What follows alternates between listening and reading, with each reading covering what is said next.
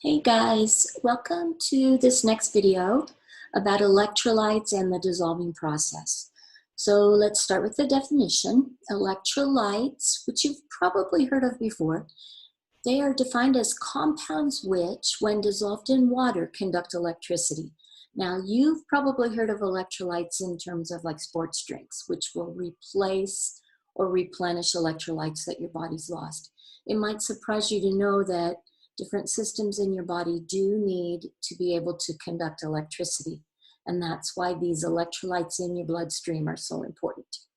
All right, so, but that's a little bit, a specific example of electrolytes. Today we're going to talk a little bit more broadly. So when we're talking about dissolving something in water, we're making a solution. And two terms, which you should be familiar with in terms of the dissolving process, are solute, which is the stuff that gets dissolved, and the solvent, which is the substance that does the work of the dissolving. Oftentimes that's water. We're very familiar with dissolving, for instance, solid solutes in some water. The result, when you make a solution in which the solvent is water, the result of that is an aqueous solution. All right, let's talk about these compounds which can get dissolved in water. We have two broad categories. There are ionic compounds and there are molecular compounds. Hopefully this is familiar to you from your first year chem. Ionic compounds are made of metal cations and non-metal anions, positive and negative ions, and these feel a very strong Coulombic attraction for each other. Coulombic attraction simply being the attraction of positive to negative. Ionic compounds can also be made of a metal cation and then a polyatomic anion. So here are some examples: sodium chloride, metal and non-metal; potassium nitrate, metal and a polyatomic anion; and iron oxide, iron 3 oxide, which is metal cation and non-metal anion. On the other hand, molecular compounds are not made of ions. In forming molecular compounds, we take non-metal atoms and bond them to other non-metal atoms. There's no exchange of an electron, there's no formation of ions, and instead the neutral atoms simply share electrons to form covalent bonds. Here are some examples of molecular compounds: carbon dioxide, non-metal and non-metal; phosphorus trifluoride, non-metal and non-metal; and this is ethanol, non-metal. Don't forget hydrogen is a non-metal, even though it's over here on this side.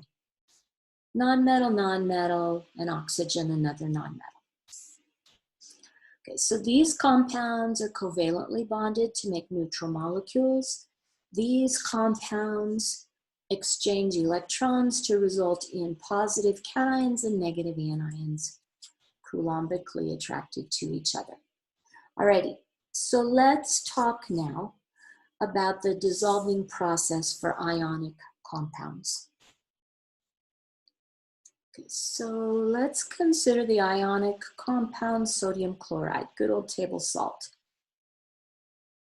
Okay, so if I think about a beaker of water, which is my solvent, and my solute is going to be sodium chloride in its solid form.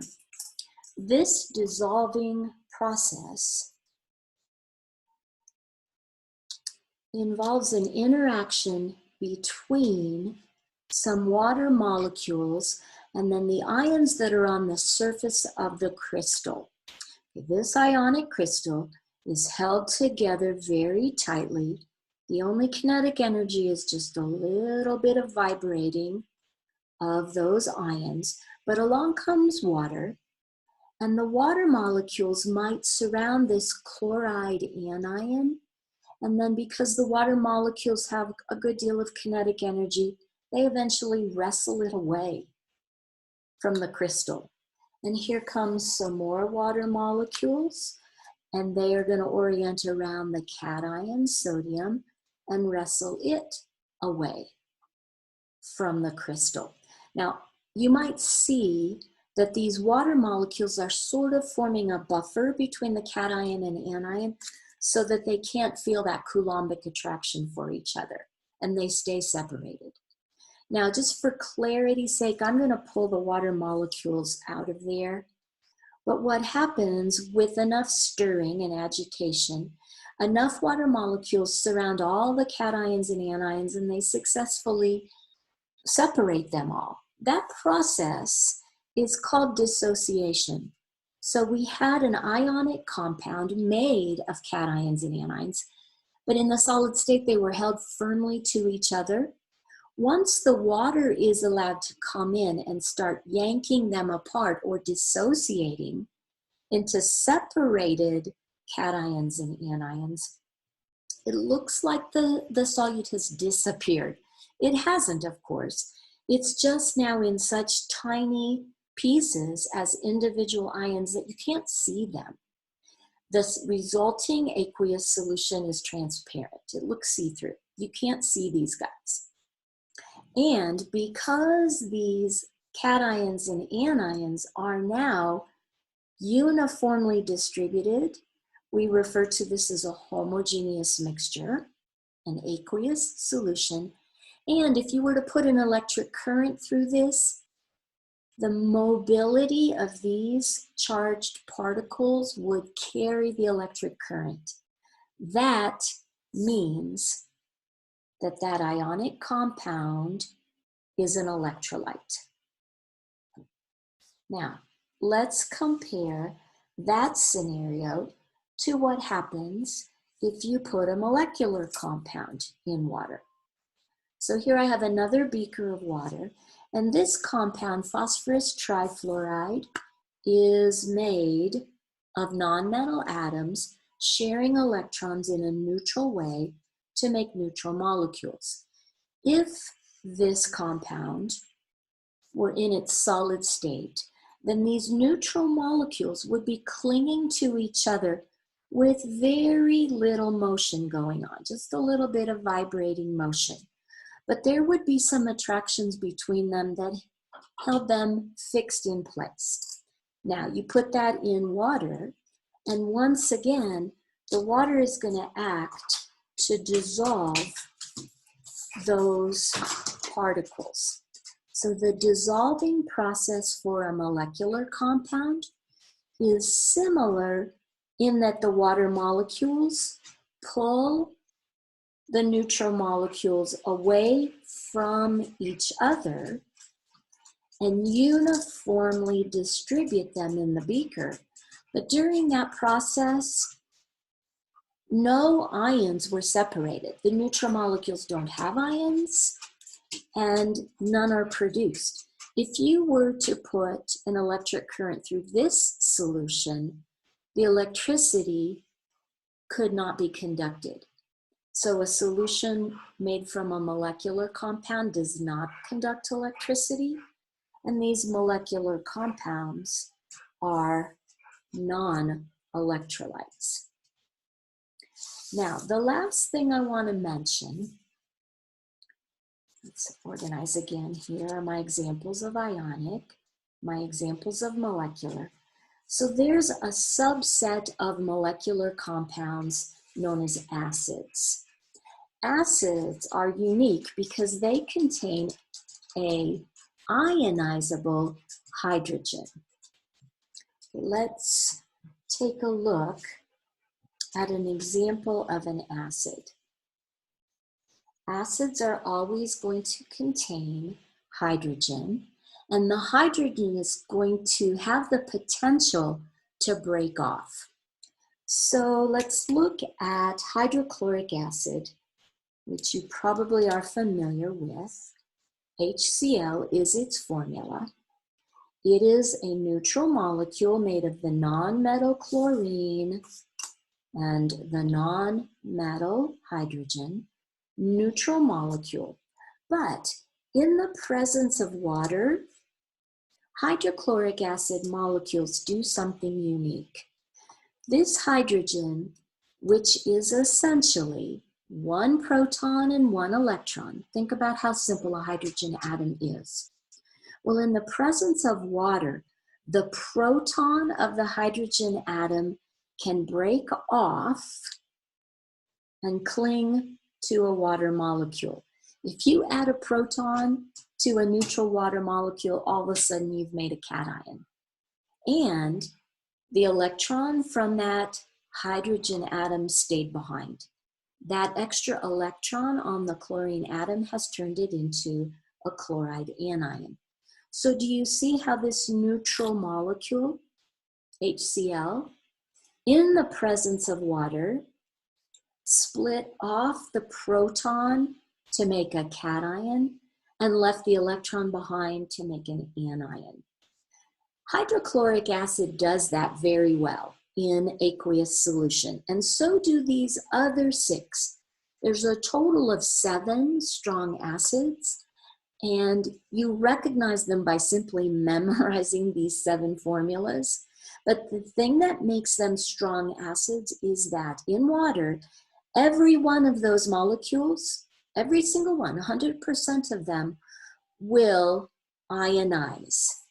Ionize is the process in which a molecular compound reacts with water and in so doing creates ions. These 7 acids do just that. And then we have literally thousands of other acids which we call weak. Let me show you an example. This is formic acid. It's the acid found in an ant bite. And formic acid, with this formula, is made of non-metal, non-metal, non-metal, all covalently bonded, no ions present. But in a collection of these molecules, water might be able to ionize, something on the order of 1 in 1,000.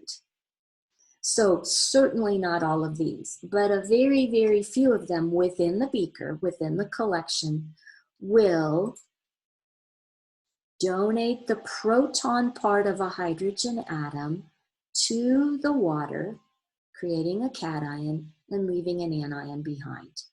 That's the nature of weak acids. So in a collection of thousands and thousands of these, a very, very few of them will ionize, create ions out of a neutral molecule. All right, so now let's go back and look at the entire page and remind ourselves, we said that electrolytes are compounds, solutes, which when dissolved in a solvent conduct electricity. We have ionic compounds, which dissolve in water and generate lots and lots of cations and anions. And we have strong acids, which, although they are molecular compounds, they have the ability to make lots and lots of ions in solution. So both ionic compounds and strong acids are what we call strong electrolytes. These solutions conduct electricity well. Then we have the weak acids, which will ionize. They will create ions from molecules, but only to a tiny, tiny extent. So we say that the weak acids are called weak electrolytes. They'll conduct electricity a little bit, not strongly, but to a very weak extent.